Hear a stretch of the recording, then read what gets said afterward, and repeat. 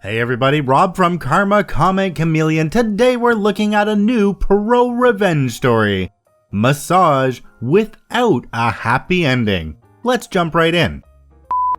I worked as a massage therapist for an LLC right out of school. It was a good job, didn't pay very well unfortunately. I gave my boss my schedule, and for the most part it was respected. As a massage therapist, you get to pick your own schedule and hours, so it worked out well as I had a small child. My boss would schedule me for chairs events and wouldn't tell me until the day before it happened that I was working. These are in different towns and locations, so it was very frustrating. She tried to get me to do massages at an assisted living community, but wouldn't give me any details, and after a month, out of nowhere, she said I'm not going to do it, and nothing more came of it. A few more incidents like these kept happening, nothing too extreme. When time came for me to get a raise, it was less than promised and agreed upon in contract. It wasn't an extremely big deal as I planned on getting a second job anyway. So I go and fill out a few applications, letting my boss know everything that was going on every step of the way.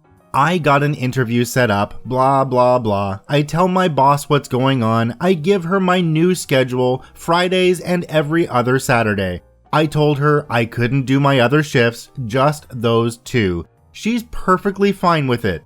Then she starts asking me to take off days from my other job that I haven't started yet. Days I told her I wouldn't be able to because of my new job and my kid. I told her many times I couldn't. I check my schedule within Mindbody. I'm blocked on all the days I'm not supposed to work. Perfect.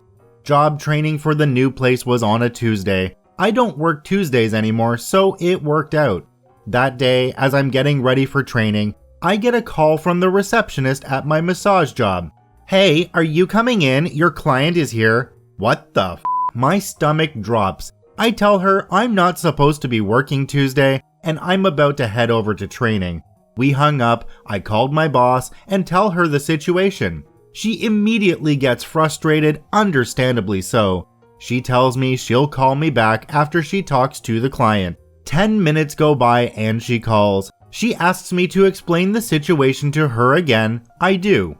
She then proceeds to belittle me and tell me how I'm unreliable, that I'm leaving her in the dark about my new job, and I don't communicate with her. This of course was untrue, but I couldn't speak. She keeps going, saying I'm a risk to her company and she doesn't know if she should keep me on. She also had the nerve to tell me this was my fault and she doesn't know if I can handle my job there, a 1-2 times a week job. And my new one at the same time. She said she didn't know if I was competent enough to do so. And then more of the, you're unreliable, I had a good feeling about you at the start but now I'm not sure, and even more.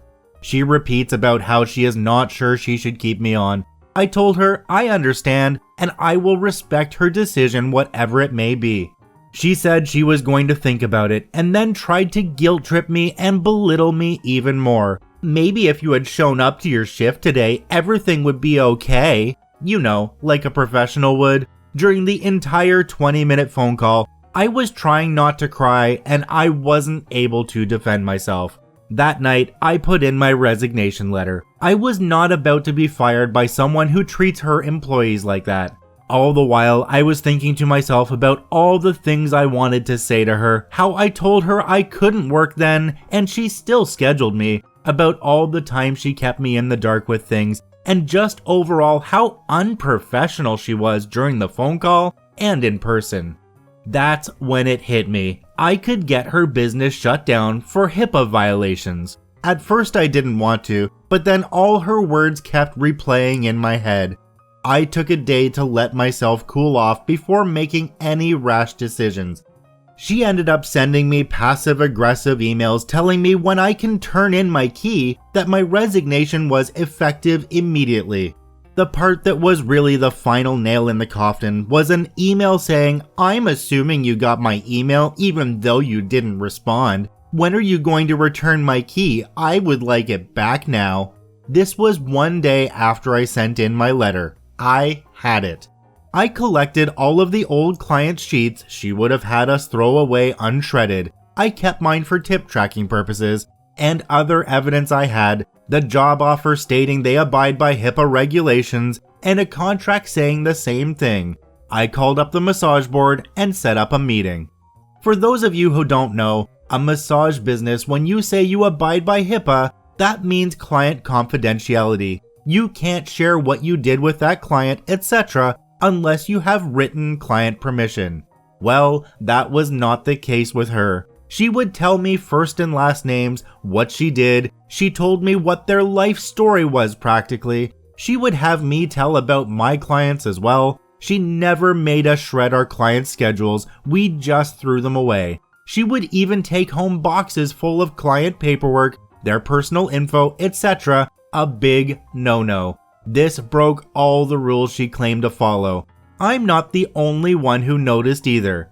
So, I told all of this to the board, brought in all of the evidence, and now her business is shut down. She was being sued for many things, and the last I heard, she was getting her license revoked.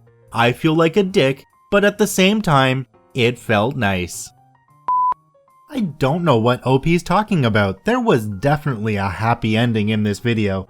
Maybe just not in the clickbaity thumbnail kind of way. Moving on to our next story.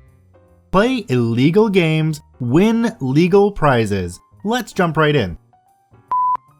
This happened about a decade ago. Long story, but worth the read in my opinion. I worked for a large drug chain as a frontline manager. For this chain, the pharmacist is the owner of the shop. They run it, but the company still owns the whole thing. I guess it's like they are a corporate franchisee. Anyways, this shop had a history of not being able to keep a manager in the role I just took on for very long. The training was practically non-existent and nothing was documented. On with the show. One day, within my first 3 months, I'm sick as a dog and can barely get out of bed, as it's a health and wellness business, and as I couldn't work even if I wanted to, I called in to the back of the house manager. This manager acts as the assistant manager to the owner, as they were real-life friends. I said I was sick and couldn't be in to work. I was asked who would be covering for me, as I had to open the shop every day, and I said I didn't know. I was told that as a manager, I was responsible for this and needed to find someone. Fair enough. Even though nobody told me about this, I pulled out my staff listing and found someone to cover my shift who had keys and could open the store. Keep in mind that most of my staff were part-time students at the time, and I only had one full-time employee that worked Monday to Friday. When I got into work the next day, the assistant manager told me that I couldn't call in sick and that the next time I called in sick, I shouldn't bother coming back. I was shocked, as this was very unprofessional and I didn't expect it coming from the second in command at the store. My one full-time employee starts telling me that I'm the best manager they've had for the last 2 years, and during that time, they went through 6 managers before me. I'm told that I've done more in my time here than all the previous managers did in total. Things like having the staff cash out on company time, not making people stay to find errors and recount on their own time, basically not breaking labor laws, laugh out loud. So the owner calls me into their office and tells me that due to my sick day, I won't be paid for it as I am still on probation, and that the accountant who does the payroll will be instructed as such. This was unexpected, as I am a salaried employee, and probation or not, I know this isn't right, but I agree and get on with my day. Being that there were lots of part-time students that worked here, we had an actual punch clock to clock in and clock out for all employees, including me. Being a salaried manager, whenever one of my staff couldn't work, and if I couldn't find a replacement, I ended up covering the shift myself. I looked at it like an opportunity to get to know my evening staff better, as I usually never saw them.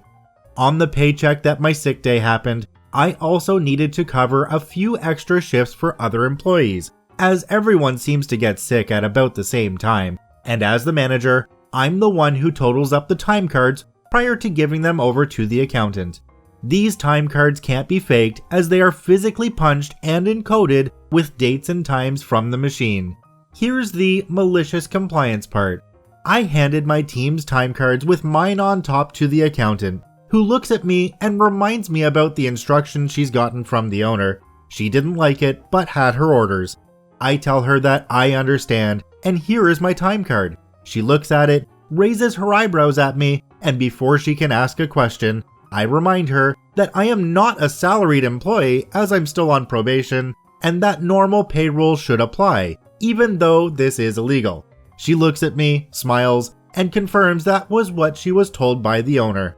It turns out that deducting the sick day I missed, but adding on the 3 extra shifts I had to work that period to cover for other staff not showing up, I ended up working 96 hours that payday. So because I wasn't salaried, the accountant paid me time and a half for the extra 16 hours I worked.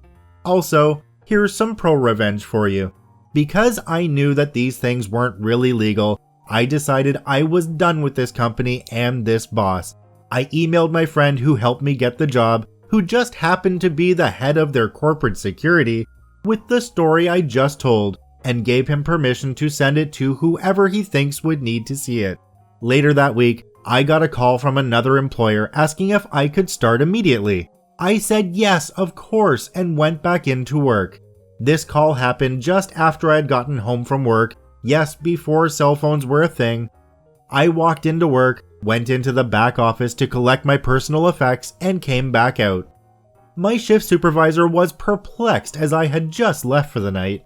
I shook his hand and told him that it was nice working with him. He was shocked and asked, "You're firing me?" I actually lolled at that and told him, "No, I'm quitting. You get to keep working here." I went to hand my keys and resignation to the night pharmacist and told them to pass it on to the owner. My letter consisted of, "I quit, signed OP." I went back a few weeks later to get some stuff. I still shop there as it's close to my home, and the one full-time employee says hi with a big smile and tells me the following in hushed tones.